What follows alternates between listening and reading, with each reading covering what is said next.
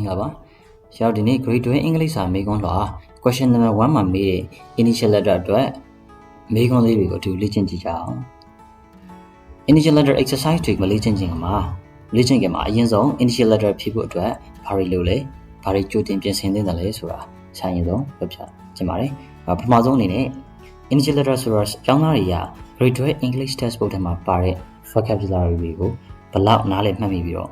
လောက်ပြန်လေသုံးချနိုင်တယ်လေဆိုတော့စစ်ဆေးမိကုန်ဖြစ်ပါတယ်။ဒါကြောင့်ကျောင်းသားကျောင်းသူတွေက textbook ထဲမှာပါတဲ့ vocabulary ကိုအထူးဖြင့် full phrase word တွေကိုပေါ့နော်။တေချာကြက်မှတ်ထားမှာဖြစ်ပါတယ်။ဒုတိယတစ်ခုအနေနဲ့က vocabulary ကိုလေ့လာကြက်မှတ်တဲ့နေရာမှာစကားလုံးတစ်လုံးချင်းစီရဲ့ meaning နဲ့ spelling စလုံးပေါင်းတွေအပြင်စကားလုံးတစ်လုံးကတခြားဘယ်လိုအဓိပ္ပာယ်တွေနဲ့သုံးတတ်တယ်။နောက်တစ်ခါဘယ်လိုစလုံးတွေနဲ့တွဲပြီးတော့သုံးလို့ရှိတယ်ဆိုတော့ word collocations တွေကိုပါဆရာတို့test ကိုဖတ်ရင်ထိုင်ရင်းနဲ့တခါလေးလေ့လာသွားမှာဖြစ်ပါတယ်။နောက်ဆုံးတစ်ချက်ကတော့ project ထဲမှာဖြည့်ရမယ့်စကားလုံးတွေက textbook ထဲကဟာတွေကြီးပဲ textbook ထဲကစကားလုံးတွေကြီးပဲဖြစ်ပါတယ်။ဒါပေမဲ့ဒါမိကုန်းထဲမှာပါတဲ့ word တွေကတော့ဆရာတို့ textbook ထဲမှာမဟုတ်ဘဲနဲ့အပြင်က word တွေဖြစ်ပါတယ် sentence တွေဖြစ်ပါတယ်။ဒါကြောင့် meaning တွေအလွတ်ကျက်နေုံနဲ့မလုံးတော့ပါဘူး။ဆရာတို့ word တွေမှာပါအဲဒီကျက်ထားတဲ့ကိုကျက်ထားတဲ့ vocabulary ကိုဘယ်လိုထည့်သွင်းဖြည့်ဆိုရမယ်ဘယ်လိုသုံးချလဲဆိုတော့ဖြည့်ဆိုတတ်အောင်ဒီနေ့သုံးချတတ်အောင် initial letter exercise တွေကို workbook ထဲမှာရောနောက်တစ်ခါ beacon home နေနဲ့ပါလေ့ကျင့်ထားဖို့လိုအပ်ပါတယ်အဲဒါကြောင့်မလို့ဆရာကဆရာနဲ့တူ2024ခုနှစ် exam paper တွေက exercise တွေကိုအတူလေ့ကျင့်ကြည့်ကြရအောင်Question number 1 initial letter exercise complete the sentence with the appropriate word the initial letters are given sentence တွေကိုဖြည့်ပါ with appropriate words သင်တော်ရဲ့စကားလုံးတွေနဲ့ the initial letters are given အစစလုံးတွေကိုတော့ are given ပေးထားပါတယ်ဆိုပြီးတော့မေးခွန်းကမေးတာဖြစ်ပါတယ်ပြီးတော့ဒီအတွက်ဆရာတို့ item 10ခုနဲ့ဆင်မပေးပါတယ် okay မှာတော့ကြည့်အောင်ဆရာတို့ Number 1 many people seek blank jobs to provide financial security for their family so many people ကဆရာတို့ subject ဖြစ်ပါတယ် seek ကတော့ main verb ဖြစ်ပါတယ်ဆိုတော့ seek ဆိုတာဆရာကဘာပြောချင်တာလဲဆိုလို့ချင်းဆရာ find နဲ့တူတူပါပဲရှာဖွေရလို့ပြောချင်တာဖြစ်ပါတယ်အဲ့တော့လူတော်များကရှာဖွေကြတယ် blank jobs ကိုယ့်လက်အလုပ်ကနေကိုရှာကြတယ်ဆိုတော့ jobs ဒီဆရာက noun ဖြစ်ပါတယ်အဲ့ဒါကြောင့်မလို့ကိုယ့်လက်ထဲမှာထည့်မှတ်ဖြစ်ပြီး noun ကို modify လုပ်တဲ့ adjective ဖြစ်ရဖို့များပါတယ် adjective ဖြစ်ဖို့များပါတယ်ဆိုတော့အဲ့တော့ blank job ကိုယ့်လက်အလုပ်ကနေကို to provide their financial security to provide ဆိုတာကထောက်ပံ့ဖို့ပံ့ပိုးဖို့ financial security ဆိုတာဘာပြောရလဲဆိုလို့ရှိရင်ကျွန်တော် financial ဆိုတာကတော့ငွေကြေးနဲ့ဆိုင်တော့အဓိပ္ပာယ်ရပါတယ်အဲ့တော့ security ကလုံခြုံမှုဖူလုံမှုဆိုတော့ငွေကြေးဖူလုံမှုငွေကြေးလုံခြုံမှု for their family သူတို့မိသားစုတွေကိုငွေကြေးဖူလုံမှုထောက်ပံ့ပေးဖို့အတွက် many people seek လူတွေများကရှာဖွေကြတယ် blank job ကိုယ့်လက်လုပ်ကိုင်တွေကိုရှာဖွေကြတယ်မိသားစုကိုငွေကြေးဖူလုံမှုထောက်ပံ့ပေးမယ်ဆိုလို့ရှိရင်ရှာကဘယ်လိုအလုပ်ကိုင်ကိုရှာဖွေလဲဆိုတော့စဉ်းစားမှာဖြစ်ပါတယ်အဲ့ဒါကြောင့်မလို့ရှာကဝင်ငွေကောင်းတော့အလုပ်ကိုင်ဆိုတဲ့အဲ့ဒီပဲရတဲ့ဆရာတို့အဖြစ်ထည့်ပေးမှာဖြစ်ပါတယ်ဒါကြောင့်မလို့ဝင်ငွေကောင်းတော့ဆိုတဲ့ adjective ကြီးဆရာပါလဲဆိုလို့ရှိရင် well paid ဖြစ်ပါတယ်အော်ဒီ well pay and paid well paid ပြီးဝင်ငွေအောင်တော့ well paid job ဆိုတာဝင်ငွေကောင်းတဲ့အလုပ်ကိုင်ပြောတာဖြစ်ပါတယ်အဲ့ဒါဆိုလို့ရှိရင်နောက်တစ်ခု number 2ကိုသွားကြည့်အောင်Leaders should demonstrate blank behavior to earn the confidence of their staff. Our leaders က subject ဖြစ်ပါတယ် leaders ခေါင်းဆောင်တွေက should demonstrate demonstrate ဆိုတာကတော့လက်တွေတည်ပြရမယ်တက်တည်နဲ့ရှင်းပြရတယ်လူတိတ်ပဲကြားဖြစ်ပါတယ်ဒါကြောင့်မလို့ leaders should demonstrate ဆိုတာခေါင်းဆောင်တွေက should demonstrate လက်တွေတည်ပြတဲ့ blank behavior လေးဆရာတို့ noun ဖြစ်ပါတယ်အဲ့ဒါကြောင့်မလို့ correct ထဲမှာထည့်ရမယ့်စကားလုံးဒီ noun modify လုပ်တဲ့ adjective ဖြစ်ဖို့များပါတယ်။အဲ့တော့ဆရာ adjective စဉ်းစားပြရမှာပဲ။တောင်းနေဆုံး adjective စဉ်းစားပြရမှာ။အဲ့တော့ leaders တွေက blank behavior ကိုယ့်လက်အမှုကျင့်နေအပြုမှုတွေကိုပြသတင်ပါတယ်။တရုပ်ပြတင်ပါတယ် to earn the confidence of their staff to earn the မှာဆရာ get ဖြစ်ပါတယ်။ earn the many နဲ့တွဲသုံးလို့ရှိပြီးတော့ earn many ဆိုလို့ရှိရင်တော့ဝင်ငွေရှာတယ်ဝင်ငွေရလို့အဓိပ္ပာယ်ရဖြစ်ပါတယ်ဒါပေမဲ့ဒီမှာ earn the confidence ဆိုတော့ဆရာတို့ယုံကြည်မှုရရှိလာအောင်ယုံကြည်မှုရရှိအောင် of the staff တွေဝန်ထမ်းတွေပြောတာဖြစ်ပါတယ်အဲဒါကြောင့်မလို့ leaders တွေကသူတို့ရဲ့ဝန်ထမ်းတွေရဲ့ယုံကြည်ကိုးစားမှုရရှိဖို့အတွက်ကိုယ့်လက်အမှုကျင့်တွေကိုတည်ယူပြမှာဖြစ်ပါတယ်ပြတင်ပါတယ် လက်တွေ့ပြသတင်ပါတယ်ဆိုတဲ့အဓိပ္ပာယ်ဖြစ်ပါတယ်အဲ့တော့ဘယ်လိုအမူအကျင့်တွေလဲဆိုလို့ရှိရင်အောက်ကသူတို့ရဲ့ဝန်ထမ်းတွေကယုံကြည်ကိုးစားရမယ့်အမူအကျင့်တွေဆိုတော့ဆရာတို့ယုံကြည်ကိုးစားလောက်တော့ယုံကြည်ရတော့အဓိပ္ပာယ်ရတဲ့ adjective ဖြစ်ပါတယ်အဲ့ဒါကြောင့်မလို့ယုံကြည်ရတော့ဆိုတဲ့အဓိပ္ပာယ်ရတဲ့ adjective တွေဆရာတို့ T နဲ့လည်းစအောင်ဆိုတော့ဆရာတို့ trustworthy ဖြစ်ပါတယ် TRUST WORTHY trustworthy ဆိုတဲ့ adjective ထည့်ရမှာဖြစ်ပါတယ်အဓိပ္ပာယ်ကတော့ခေါင်းဆောင်တွေကသူတို့ရဲ့ဝန်ထမ်းတွေရဲ့ယုံကြည်ကိုးစားမှုရရှိဖို့အတွက်ယုံကြည်ကိုးစားလောက်တော့ယုံကြည်ရတော့အမူအကျင့်တွေအပြုအမူတွေကိုလက်တွေ့ပြသတင်ပါတယ်ဆိုပြီးတော့အဓိပ္ပာယ်ဖြစ်ပါတယ်။အခုဒါဆိုနံပါတ်3ကိုသွားကြည့်အောင်ပါ။ It is not polite to blank someone while they are speaking. It is not polite မရင်ကျေးပါဘူးလေ။အဲ့တော့ဆရာ college မှာဆရာတို့တူတွေ့ပါတယ်။အဲ့တော့ကြောင့်မလို့တူစီနောက်ကဘာနဲ့တွဲလို့ရှိရဆိုရင် verb infinitive နဲ့တွဲလို့ရှိပါတယ်။အဲ့တော့ကြောင့်မလို့ဆရာ college မှာထည့်မှဖြစ်ပြီး verb infinitive ဖြစ်ရဖို့များပါတယ်။အဲ့တော့ to blank someone အဲ့တော့တရားရောက်ကိုcollege လောက်တာကcollege လောက်ဖို့ is not polite မရင်ကျေးပါဘူးလေ။ while they are speaking သူတို့စကားပြောနေချိန်မှာသူတို့စကားပြောနေချိန်မှာလူတွေကိုဘာလုပ်တဲ့အခါကမရင်ကြီးရတာဆိုတော့ဆရာတို့ unit 1မှာပါပါတယ်ဆရာတို့ကြားဖြတ်ပြောတာကိုရှောင်ရမယ်လို့ပါပါတယ်အဲ့ဒါကြောင့်မလို့ဆရာကကြားဖြတ်လူတွေစကားပြောနေချိန်မှာသူတို့စကားပြောနေတော့ကြားနေဖြတ်ပြောတာကမရင်ကြီးပါဘူးလို့ဆိုတဲ့အဓိပ္ပာယ်ရတဲ့ကြားဖြတ်ပြောဆိုသည်ဆိုတဲ့အဓိပ္ပာယ်ရတဲ့ verb ကိုထည့်မှာဖြစ်ပါတယ်အဲ့ဒါကြောင့်မလို့ကြားဖြတ်ပြောဆိုသည်ဆိုတဲ့ verb သည် interrupt interrupt ကြားဖြတ်ပြောဆိုသည်ဆိုတဲ့ verb ဖြစ်ပါတယ်တူနောက်မှာထည့်မှာဖြစ်တဲ့ကြောင့်မလို့verb infinitive ပဲဖြစ်ပါတယ် interrupt STEST မှာပါတယ် interrupt ဆိုတဲ့စကားလုံးမှာဖြစ်ပါတယ်ဒီတွေကတော့တရားရောက်ကသူတို့စကားပြောနေတဲ့အချိန်မှာဝင်ပြီးတော့ကြားဖြတ်ပြောတာကတဲ့တရားကိုသူတို့စကားပြောနေတဲ့အချိန်မှာကြားဖြတ်ဝင်ပြောတာက it is not polite မရှိကြည့်ပါဘူးဒီလိုရပါတယ်ဒီနောက်တစ်ခုကိုကြည့်အောင်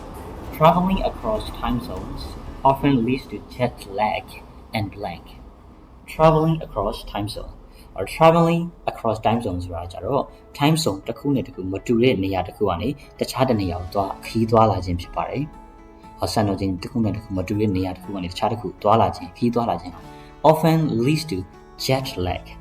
jet lag ဒီဆရာတို့ဘာကိုပြောရလဲဆိုတော့ jet lag ကအဲ့လိုကမ္ဘာစံတော်ချိန်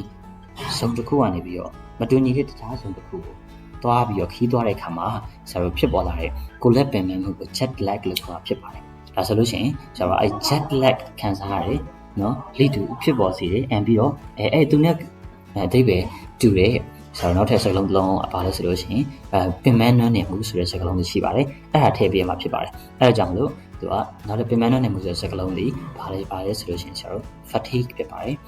fatigue FATIGUE fatigue ဖြစ်ပါတယ်အဲ့တော့ဆရာတို့ number 4အတွက်အဖြစ်ဒီfatigue ဆိုတဲ့ပင်မနှွမ်းနေမှုဖြစ်ပါတယ်အဓိပ္ပာယ်ကတော့ traveling across time zone တစ်ခုကနေတစ်ခုခီးသွားလာခြင်းဟာ leads to ဖြစ်ပေါ်စေပါတယ် often leads to မကြာခဏဆိုလို့ဖြစ်ပေါ်စေပါတယ် to jet lag အဲ့တော့နာပြောရဲကိုလက်ပင်ပန်းမှုတွေနောက်က fatigue ပင်ပန်းနှွမ်းနေမှုတွေဖြစ်ပေါ်စေနိုင်ပါတယ်လို့ဆိုလိုချင်တာဖြစ်ပါတယ်ဒါဆို number 5ကိုသွားကြည့်အောင်ပါ tight clothing can blank blood flow leading to discomfort and potential health issue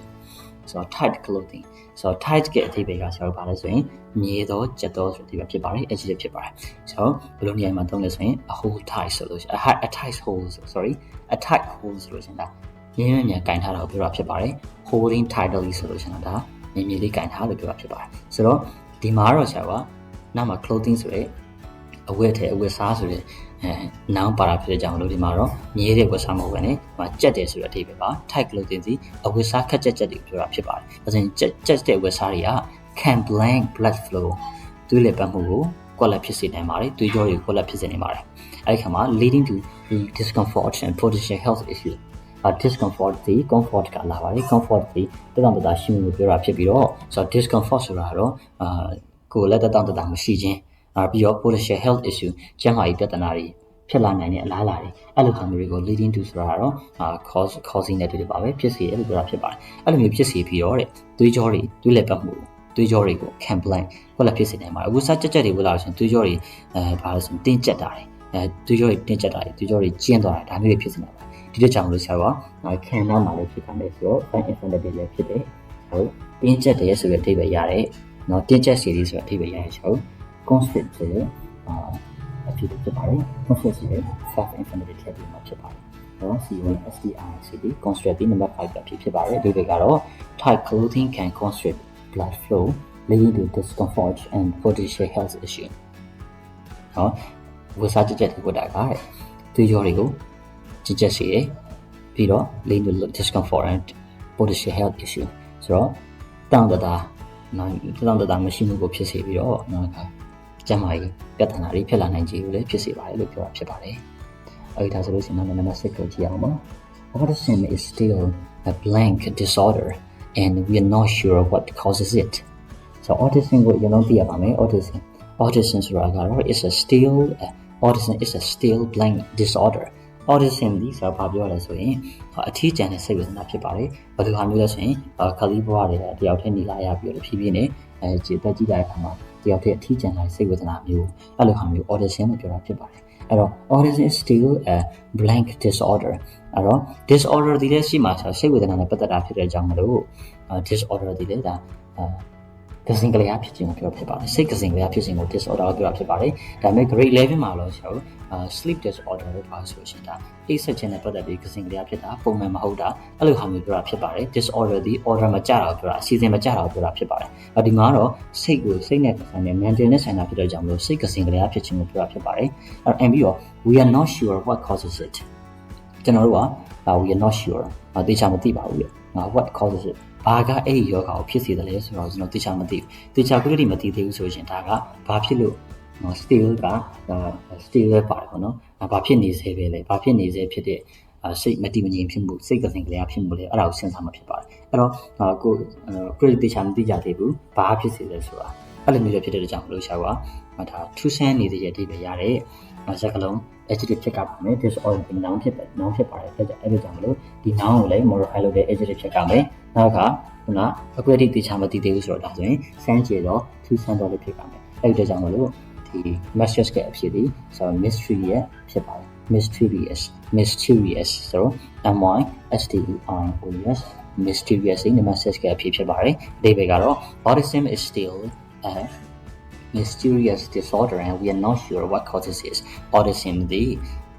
စမ်းကြည့်တဲ့ထူးဆန်းတဲ့စိတ်ကစင်ကလေးအဖြစ်မှုတစ်ခုဖြစ်ရှိနေတဲ့ဖြစ်ပါတယ်ပြီးတော့အဲအကြောင်းလည်းငါတို့တတိဘာကအဲ့ဒီယောဂါကိုဖြစ်စေလဲဆိုတာကိုသိချာမသိသေးပါဘူးလို့ဆိုလိုချင်တာဖြစ်ပါတယ်Okay, now number 7 ကိုသွားရအောင်ပါ Economic blank generated high employment for the expanded upper classes. So generated ဒီ main verb ဖြစ်ပါတယ်အဲ့ဒါကြောင့်မလို့ဆရာရှိရမယ့်စကားလုံးဒီ subject noun ဖြစ်ကြပါမယ် subject ဖြစ်တဲ့ noun ဖြစ်ကြပါမယ်အဲ့ဒါကြောင့်မလို့ဆရာ noun ဖြစ်အောင်စဉ်းစားပေးရပါမယ် economic ဒီလည်း adjective ဖြစ်တဲ့ကြောင့်လည်း adjective က modify လုပ်တဲ့ noun တစ်လုံးလေး column ထဲမှာရှိရမှာဖြစ်ပါတယ်အဲ့ဒါကြောင့်မလို့ဆရာတို့ economic blank generated ဆိုတာကထုတ်လုပ်ပေးပါတယ်ဆိုပြီးတော့ unit 8မှာဆရာတို့ဒီမှာ renewable energy မှာခဏသင်ရပါတယ်ဒါပေမဲ့ဒီမှာတော့ဆရာတို့ဖြစ်စေတယ်နော်ထွက်ပေါ်လာစေတယ်ဒါမျိုးတွေပြောတာပြန်လို့ရပါတယ် high employment ဒီအလုပ်လက်မဲ့ဖြစ်ခြင်းအလုပ်လက်မဲ့လူကြီးကိုပြောတာဖြစ်ပါတယ်အဲ့တော့ high employment ဆိုတော့အလုပ်လက်မဲ့လူကြီးမြင့်တက်လာမှုကိုပြောတာဖြစ်ပါတယ် for the expanded urban classes expanded ဆိုတာကကျေပြန့်လာတော့များပြားလာတော့ရှေ့ထွင်လာတော့လို့ဖြစ်ပါတယ်အဲ့ဒါကြောင့်ဒီ expanded urban classes urban ကတော့ကလေးလူတီပြဖြစ်ပါတယ် urban ဒီမြို့ပြကိုပြောတာဖြစ်ပါတယ် urban class ဆိုတော့မြို့ပြလူတန်းစားအဲ့တော့ကျေပြန့်လာတဲ့မြို့ပြလူတန်းစားမြို့ပြလူနေမှုအတွက်အလုပ်လက်မဲ့လူကြီးမြင့်တက်လာမှုကို generated ကဥပဒေဖြစ်ပေါ်စေပါတယ်ဆိုတော့ဒါဆိုရင်အလုပ်လက်မဲ့လူကြီးမြင့်တက်လာတဲ့ဆိုတာစီးပွားရေး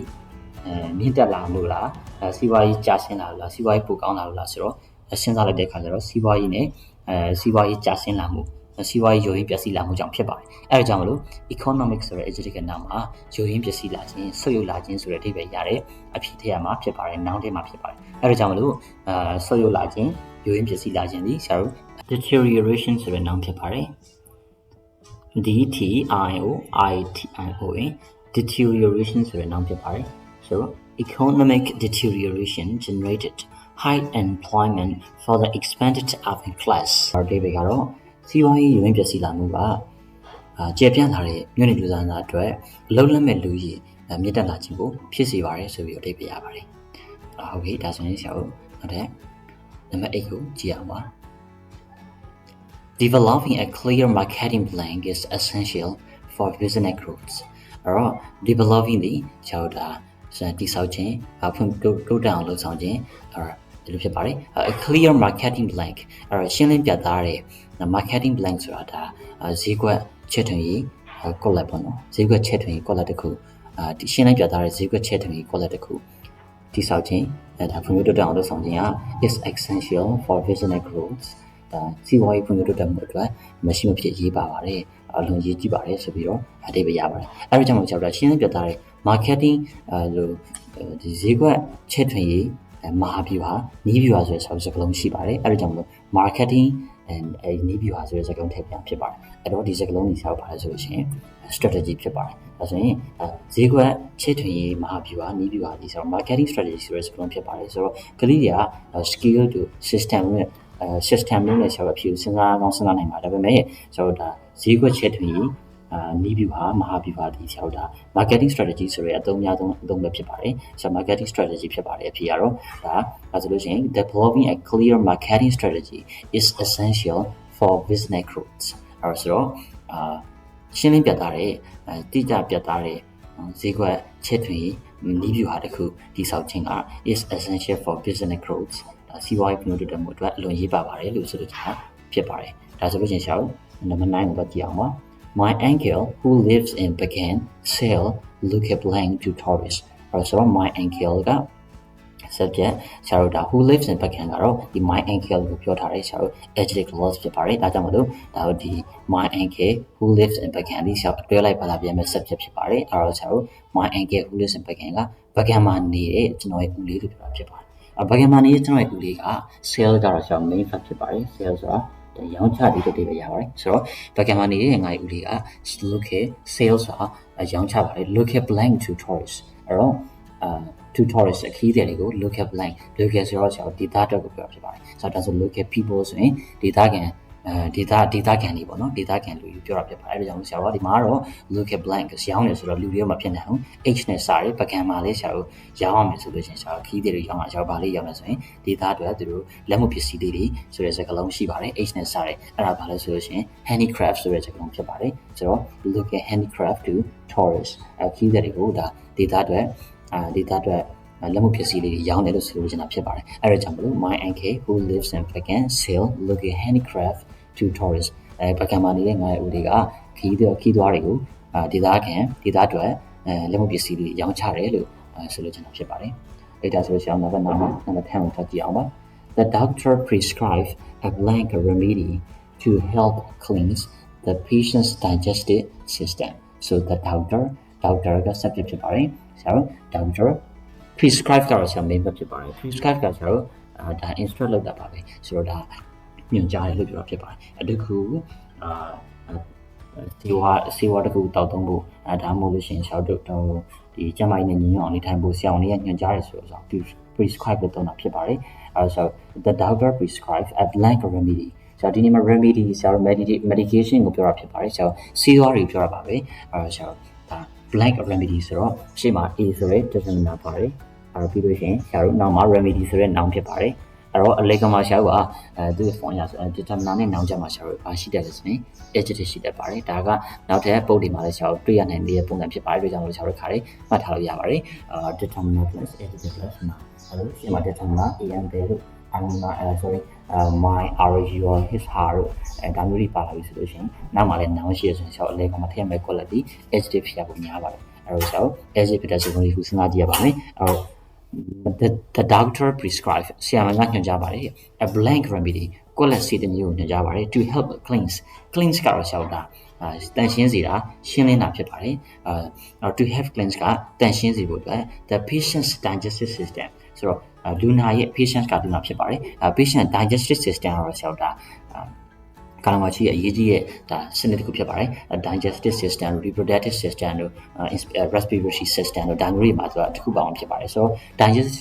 digestive system ကိုလည်းဆရာတို့အတွေ့လိုက်ကလေးမှတ်ထားမှာဖြစ်ပါတယ် digestive system လေးဆိုတော့ဒါအစာခြေစနစ်ကိုပြောတာဖြစ်ပါတယ် the patient digestive system ဆိုတော့ဒါလူနာရဲ့အစာခြေစနစ်ကိုတန်ရှင်းစေဖို့အတွက်ဆရာကဘယ်လိုစီးညွှန်ကြားလေးရှိတယ်ဆိုတော့ဆရာတွေကဒါ1 note စီတာဖို့ညွှန်ကြားလေးရှိပါတယ်အဲဒါကြောင့်ဆရာက P နဲ့စတဲ့1 note စီလေးဖြစ်တဲ့စကားလုံးရှိပါတယ်အဲ့ဒါတော့ဆရာတို့ packative ဆိုတဲ့စကားလုံးဖြစ်ပါတယ် PURGATIV packative ဒီ1 note စီဖြစ်ပါတယ် packative remedy ဆိုတာ1 note စီကိုပြောတာဖြစ်ပါတယ်အဲ့ဒါကြောင့်လို့ the doctor prescribed a palliative remedy to help cleanse the patient's digestive system ဆရာဝန်ကလူနာရဲ့အစာချေစနစ်ကိုတန့်စင်စေဖို့အတွက်ဝမ်းနှုတ်ဆေးတောက်ဖို့ညွှန်ကြားပါတယ်လို့ပြောချင်တာဖြစ်ပါတယ်။ဒါဆိုရင်ဆောင်းနံပါတ်11ကိုသွားကြည့်အောင်ပါ။ Learning a new language opens up a world of blank for travel and cultural exchange ဆိုတော့ဆောင်းဒီနေရာမှာ subject ဒီ learning a new language ဖြစ်ပါတယ်။ learning a new language ဒီဘာသာစကားတစ်ခုကိုလေ့လာခြင်းကဆိုတော့ open set ဒီဆရာတို့ဖြစ်ပါတယ်။ဆို open set ဆိုတာလမ်းဖွင့်ပေးတယ်ဒါဖွင့်လက်ပေးတယ်လို့ဒီပဲရပါတယ်။ open set a world of blank for travel and exchange a world ကိုဆရာကဒီမှာကဘာလို့ဘာသာပြန်လို့ရှိရင်တော့နည်းနည်းလေးဘာသာပြန်ထောက်သွင်းနိုင်ပါတယ် a world of ဆိုတာဆရာကအများကြီးပြောတာကဘာလို့ရှိရဆိုတော့အများကြီးပြောတာquality အများကြီးလမ်းဖွင့်ပေးရတယ်ပြောတာ for travel ဆိုတော့ travel ဒီပါလေခီးသွားလာခြင်းခီးသွားလာမှုအတွက်နောက်က culture exchange ရှင်ကျေးမှုဖလှယ်ခြင်းတွေအတွက်ဒါခီးသွားလာခြင်းနဲ့ရှင်ကျေးမှုဖလှယ်ခြင်းတွေအတွက် quality အများကြီးနော် quality အများကြီးသူကလမ်းဖွင့်ပေးပါတယ်ဆောက်တာဆိုရင် O နဲ့စတဲ့ခီးသွားတဲ့ခါမှာဘာတွေခီးသွားလာပြီဆိုလို့ရှိရင်နောက်ကယဉ်ကျေးမှုတွေတစ်ခုနဲ့တစ်ခုဖလှယ်ပြီးကြပြီဆိုလို့ရှိရင်ဘာသာတစ်ခုကိုလေ့လာထားပြီးသားလူနဲ့မလေ့လာထားသေးတဲ့လူနဲ့မတူပါဘူးအဲ့တော့ဘာသာတစ်ခုကိုလေ့လာထားတဲ့လူကတခြားလူတွေပို့ပြီးတော့အခွင့်အလမ်းတွေပိုများတယ်လို့ပြောချင်တာဖြစ်ပါတယ်အဲ့ဒါကြောင့်မလို့ဆရာကအခွင့်အလမ်းများစွာကိုလမ်းဖွင့်ပေးတယ်လို့O နဲ့လေးစတဲ့အခွင့်အလမ်းဆိုတဲ့စကားလုံးတွေရှိပါတယ်ဒီအတွက်ကအဲ့တော့ဆရာတို့ဒါ award of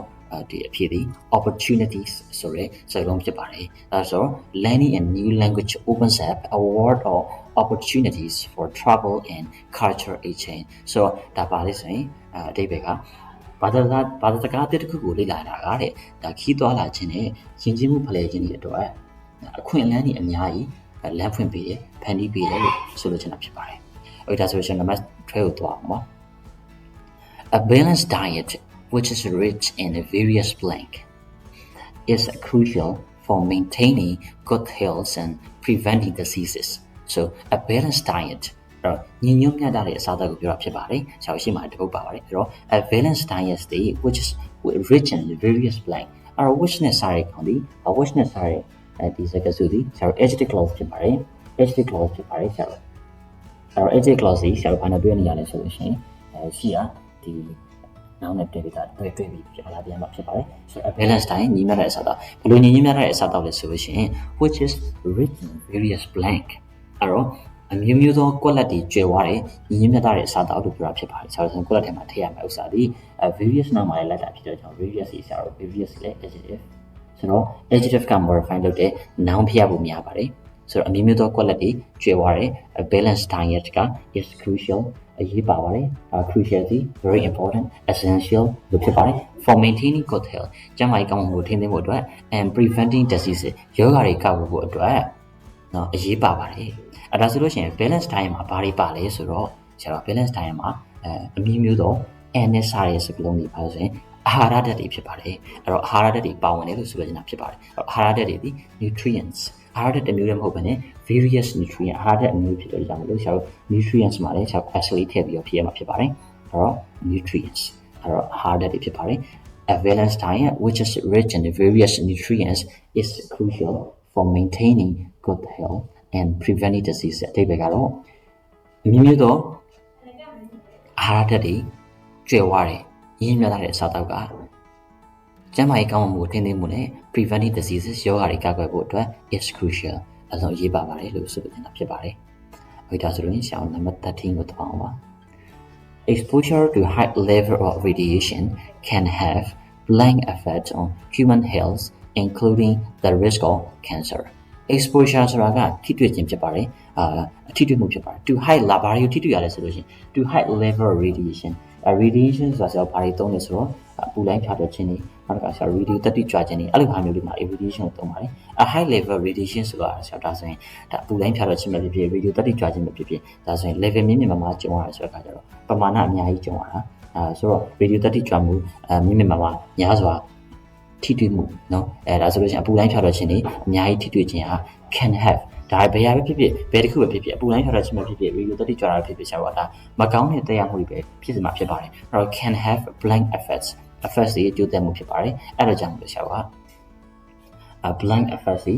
ကိုယ့်ရဲ့အကျိုးသက်ရောက်မှုတွေဖြစ်စေပါတယ် on human health and including the risk of cancer on human health လူသားတွေရဲ့ကျန်းမာရေးပေါ်မှာကိုယ့်ရဲ့သက်ရောက်မှုတွေဖြစ်စေပါတယ်အဲ့မှာဘာလဲပါလဲဆိုရင် the risk of cancer ဖြစ်နိုင်တဲ့အလားအလာပါဝင်ပါတယ်ဆိုတော့ဒါဆိုလို့ရှိရင်လူသားတွေရဲ့ကျန်းမာရေးပေါ်မှာဒါတော်လေးကိုသိတာတွေအဖြစ်ဖြစ်ပါတယ်ဆိုတော့ဒါဘယ်လိုကြိုးတရားမှုရှိသေးလဲဆိုရင်ဒါမကောင်းတဲ့ကြိုးတရားမှုပဲရှိသေးမှာဖြစ်ပါတယ်တော့မကောင်းတဲ့ကြိုးတရားမှုလို့အဓိပ္ပာယ်ရတယ် NA ဖြစ်စေတော့ဆိုတဲ့စကားလုံးရှိပါတယ် H နဲ့စာတယ်unit 7လို့8တို့မှာအဲ့ဒါတွေ့ရမယ့်စကားလုံးဖြစ်ပါတယ်အဲ့ဒါကတော့ဒါ harmful ဆိုတဲ့ adjective ဖြစ်ပါတယ် harmful ဒီဒါ NA ဖြစ်စေနိုင်တော့အဓိပ္ပာယ်ရပါတယ် exposure to high level radiation can have harmful effects on human health including the risk of cancer အဲ့တော့ဒါကဘာပြောရလဲဆိုရင်ဒီတတိကြမှုများစွာထိတွေ့ရခြင်းရတယ်နော်လူသားတွေရဲ့ကျန်းမာရေးပုံမှာကင်ဆာရောဂါအပါအဝင်မကောင်းတဲ့အနေရဖြစ်စေတဲ့သက်ရောက်မှုတွေကိုရှိလာစေနိုင်ပါတယ်လို့ဆိုလိုချင်တာဖြစ်ပါတယ် Okay ဆရာတို့ဒါဆိုလို့ရှိရင်နံပါတ်14နောက်တစ်ခုသွားကြည့်အောင်ပါ A blank affects climate change as it reduces the number of trees that absorb carbon dioxide A blank affects ဒီနေရာမှာဟုတ်တယ်effects ဆိုတဲ့ကောင်ထပ်ပေးပါတယ် but ဒါပေမဲ့ဒီ effects ကတော့ဆရာတို့ verb ဖြစ်ပါတယ်ခုန effects ဆရာတို့ EFFECD effects ဖြစ်ပါတယ်ဆရာတို့ EFFECD effects ဒီ effects ကတော့ဆရာတို့ noun ဖြစ်ပါတယ်ကလေးရဒီနှလုံးမှာတတ်ပါတယ်ဆိုတော့ effects ဒီ effects က noun ဖြစ်တယ်အကျိုးသက်ရောက်မှုအဲဒီ effects ကတော့ဆရာတို့အကျိုးသက်ရောက်စေသည်ထိခိုက်စေသည်ဒါယောဂတွေဘာတွေမှာသုံးတယ်ဆိုလို့ရှိရင်ယောဂကူးဆက်စေသည်တော့အဓိပ္ပာယ်ရတယ် verb ဖြစ်ပါတယ်အဲဆိုတော့ blank affects ကိုယ့်လက်က affects အကျိုးသက်ရောက်စေတယ်